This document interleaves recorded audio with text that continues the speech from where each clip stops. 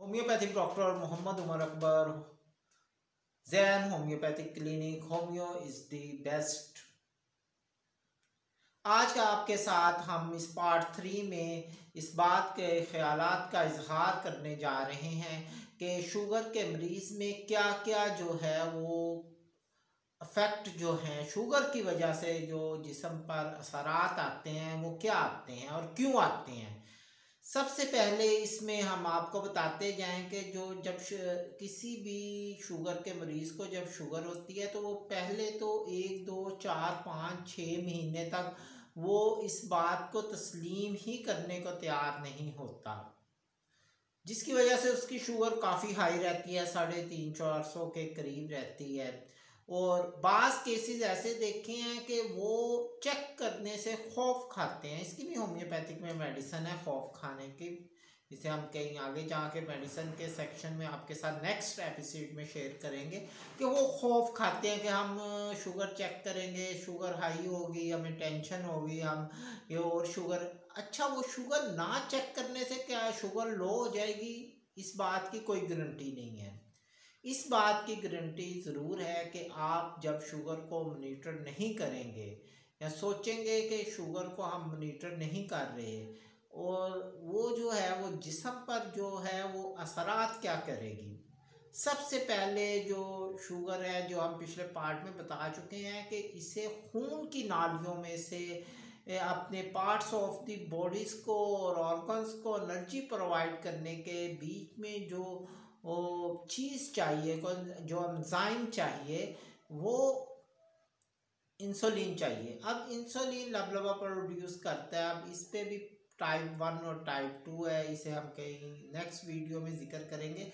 तो वो जब इंसुलिन उस पर अपना प्रॉपर तरीके से काम नहीं करती और हम उसे किसी अद्वियात से उसे सपोर्ट नहीं करते, या किसी गोली से या इंसुलिन से या ड्रॉप से, जैसे भी आप तरीका इलाज को अपना रहे हैं उस तरीका इलाज में आप उसे नहीं अपने जो नॉलेज है उससे मशवरे में रहते, तो होता यह है कि शुगर एक लगातार हाई आ रही होती है, जिसकी वजह से हड्डियों में और मसल्स में एनर्जी की तो बहुत जहाँ कमी हो रही होती है, मसल और हड्डियों में भी होती है, जिसकी वजह से पेशेंट को वीकनेस महसूस होती है, कमज़ोरी महसूस होती है।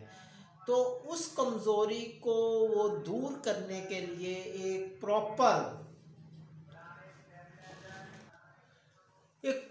तरीके को आजमाने के बजाय, यानी कि तरीक़ाकार इख्तियार करने के बजाय कि वो अपनी शुगर करे, फास्टिंग करे, रैंडम करे और उसके बाद उसके मुताबिक वो अद्वियात शुगर की इस्तेमाल करने के बजाय वो शॉर्टकट रास्ते इख्तियार करता है। जब उसे वीकनेस होती है तो वो एनर्जी प्रोड्यूस करने वाली जो ग़िज़ाएँ या चीज़ें हैं वो इस्तेमाल करता है। जैतून का तेल इस्तेमाल करना शुरू कर देता है, ड्राई फ्रूट यूज़ करना शुरू कर देता है और मल्टीपल चीज़ें जो यहाँ विटामिन्स की ऐसी अद्वियात जो उसे यूज़ करता है, जिसकी वजह से वो वीकनेस, असल वजह तो वीकनेस वो शुगर के वो मालिक्यूल हैं जो जिन्होंने एनर्जी प्रोड्यूस करनी है, या होम्योपैथिक के रोशनी में वो कॉज है, वजह है जिसे हमने दूर करना है। तो उस पर काम करने के बजाय वो शॉर्टकट रास्ते इस्तेमाल करता है। जब वो शॉर्टकट रास्ते इस्तेमाल करता है तो फिर क्या होता है, फिर वो जो वीकनेस होती है वो शिद्दत में इख्तियार कर जाती है, उससे चला नहीं जाता। वो यहाँ तक पेशेंट्स कहते हैं हमसे जी 2 किलो वज़न नहीं उठाया जा रहा। वो वीकनेस बढ़ती जाती है और वो एक पेचीदा सूरत हाल इख्तियार कर लेती है और वो उसी वक्त एक मुआलिज की खिदमत हासिल करता है जब वो गिर जाता है और जो घर वाले होते हैं या उसे 11 22 की खिदमत हासिल करके या अपनी किसी गाड़ी पे मालिज के पास इस हालात में लेके जाते हैं और फिर मालिज उसकी शुगर को देखता है तो वो जब उसे चेक करता है वो 450-500 तक आ रही होती है, तो उसे फिर मैनेज करता है। जब वो जैसे ही वो मैनेज होती है उसे अपने में बेहतरी महसूस होती है, जिसकी वजह से मसल्स डिस्टर्ब होते हैं। जब मसल्स डिस्टर्ब होते हैं तो मेल में ये प्रॉब्लम आती है कि उसके रिप्रोडक्टिव सिस्टम के ऑर्गन्स भी जो है वो कमज़ोर होते हैं, जिसकी वजह से वो उस एक चीज़ को बेहतर करने के लिए वो बहुत सी मेडिसिन यूज़ करना शुरू कर देता है बाजारी, जिसके असरात गुर्दों पे भी आते हैं, जिगर पे भी आते हैं और दिल पे भी आते हैं और ब्लड प्रेशर पे भी आते हैं। इसके बाद हम आगे चलते हैं कि अक्सर सुना होगा कि गुर्दे के जो शुगर के पेशेंट हैं उनके गुर्दे जो हैं वो फेल हो जाते हैं या गुर्दे अच्छी परफॉर्मेंस नहीं कर पाते। वो क्यों नहीं कर पाते? कि वो जो 2 3 4 महीने सिर्फ ये फैसला करने पे लगा देता है कि मैंने होम्योपैथिक में या हर्बल में या एलियोपैथिक में या अंग्रेज़ी तिब में या किसी और तिब में इस शुगर को कंट्रोल करने वाली अद्वियात इस्तेमाल करने के बजाय मैंने सब्र करना है, मुझे कोई मसला नहीं है और मैं तो सारी ज़िंदगी दूध घ्यो मक्खन खाते नहीं और मेरे वो मक्खना ते जान ही बड़ी है। तो वो जान जो है वो निकल जाती है, वो उसके गुर्दों पे असरात होती है। जैसे ही एक लिमिट से ज़्यादा जो हमारे जिस्म का निज़ाम है उसकी लिमिट जो है, औसतन जिस लिमिट को समझा जाता है 180 मिलीग्राम पर DL से जैसे खून में शक्कर की मकदार, शुगर की मकदार, ग्लूकोज की मकदार ज़्यादा जाती है तो दिमाग जो है वो गुर्दों को फिल्ट्रेशन के ऑर्डर देता है और वो बार बार एक्स्ट्रा काम कर करके वो गुर्दे आखिरकार नकारा हो जाते हैं। मुख्तलिफ मल्टीपल वजह में शुगर के मरीज़ में ये भी वजह देखी गई है।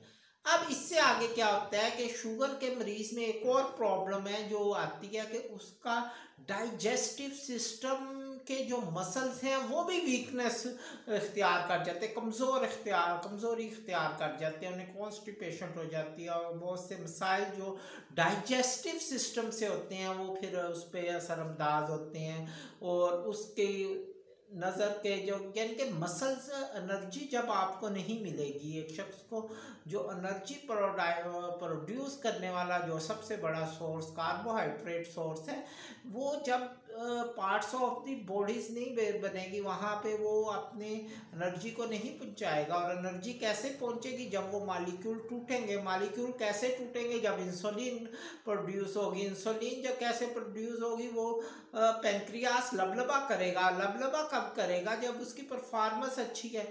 अब इन सब जो चीज़ों को जब आपस में ये मिल जाती हैं यानी कि आपस में उलझ जाती हैं तो फिर पेशेंट्स को याद आता है कि मैंने अपने किसी मौलिज की खिदमत हासिल करनी है, मगर तब तक जो है वो मामला बहुत डिस्टर्ब हो चुके होते हैं।